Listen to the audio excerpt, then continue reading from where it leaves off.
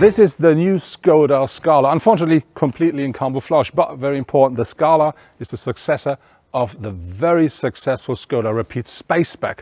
Scala stands for stairs or ladder, and this car really should be the next big step for Skoda regarding to the compact segment of the car. If it really does deliver what it promises, let's find out now.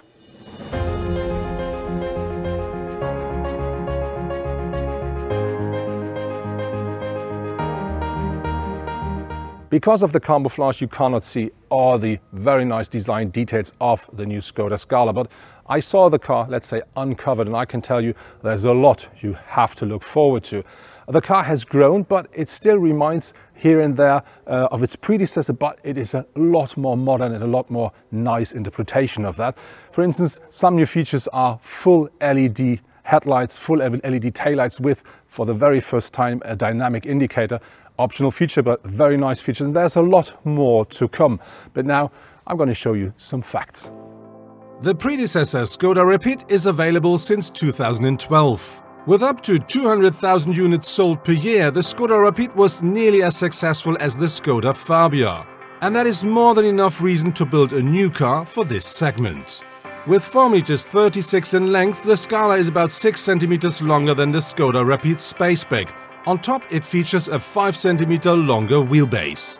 Featuring nearly the same height, the car now offers with 1,79 meters about 9 centimeters more in width. And with now 467 liters of maximum capacity, the boot has grown as well.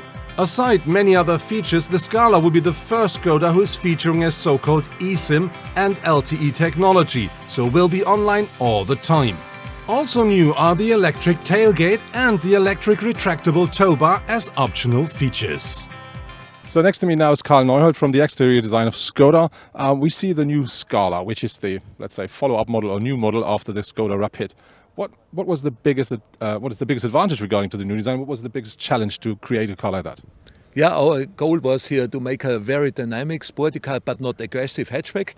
And we got it in a very new, modern way. And we had a look, beside of clear precision, crystalline design, we also had a great look on proportions and also a good stance of the car. When we talk about proportions and size of the car, has grown a bit. How was the creating way of that car regarding to getting more space, but even still keep some of the original, let's say?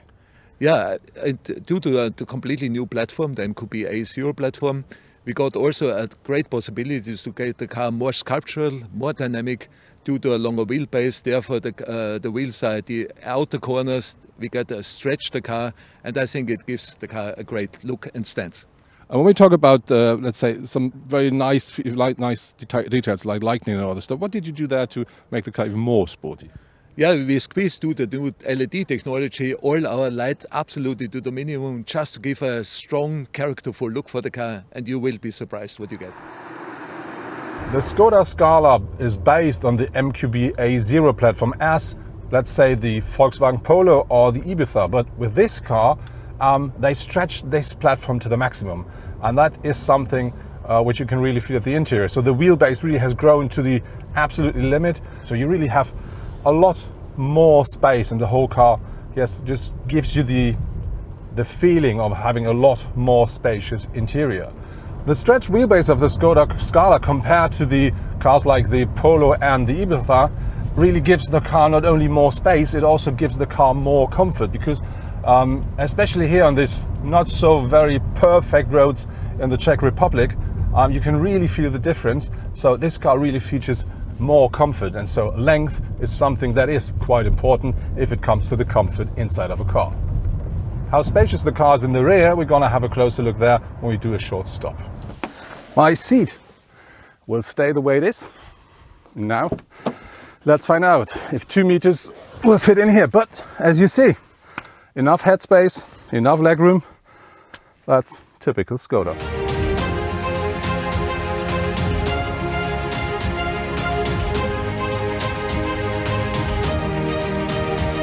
The new Skoda Scala should be a car which features loads of things you normally used to know from upper scaled cars. And now next to me I have Rainer Katzwinkel from the development team.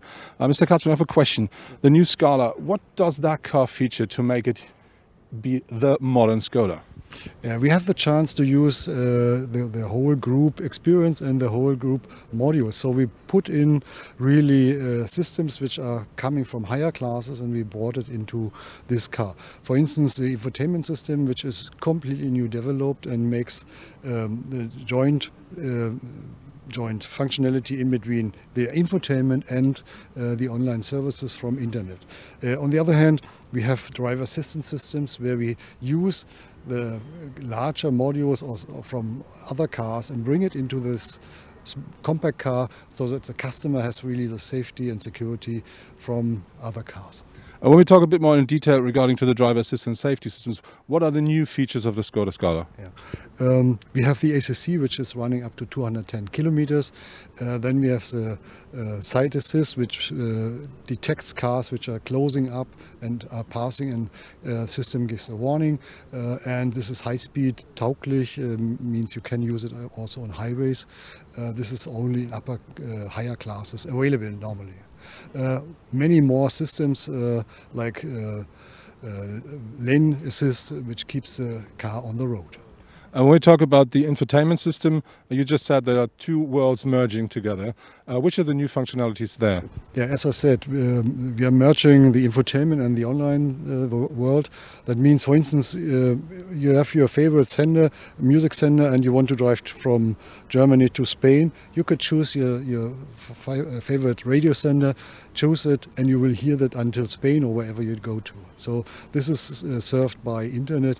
Many other functionalities as our famous web apps, where we can really download apps and bring it into the system and keep the system actual, always more functionality. And this is like an app store where you have that and can download as your smartphone, and it will be modern and still actual.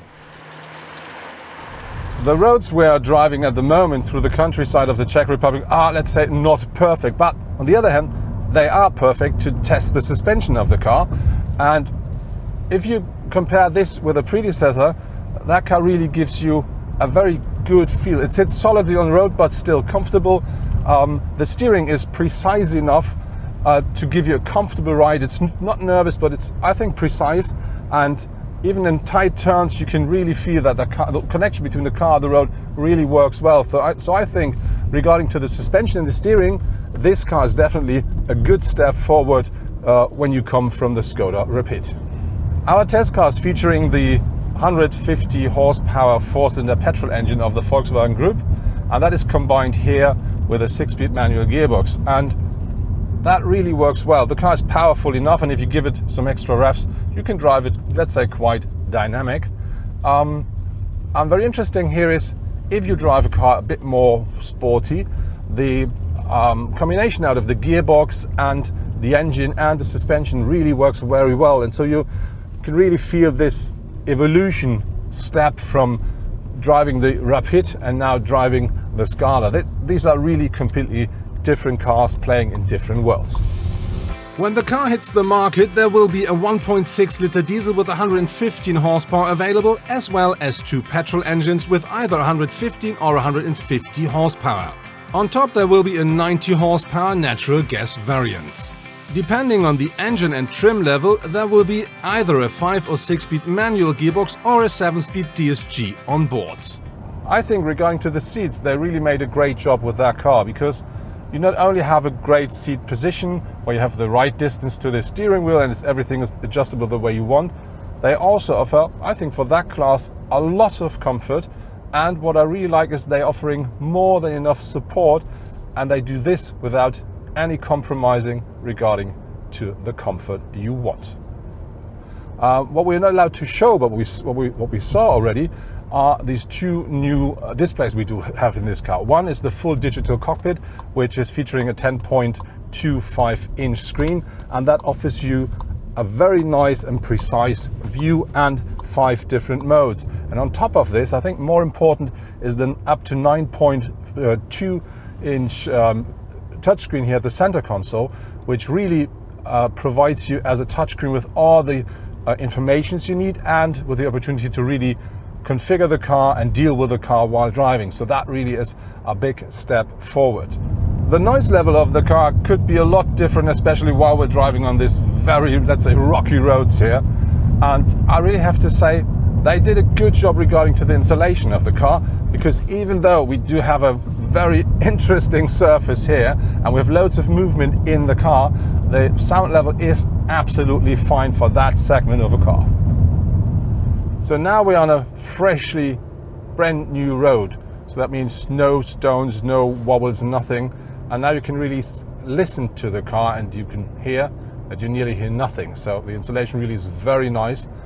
And what I like on top is, with this kind of a surface, you can really feel how precise the car is to steer and how much fun you're gonna have driving it.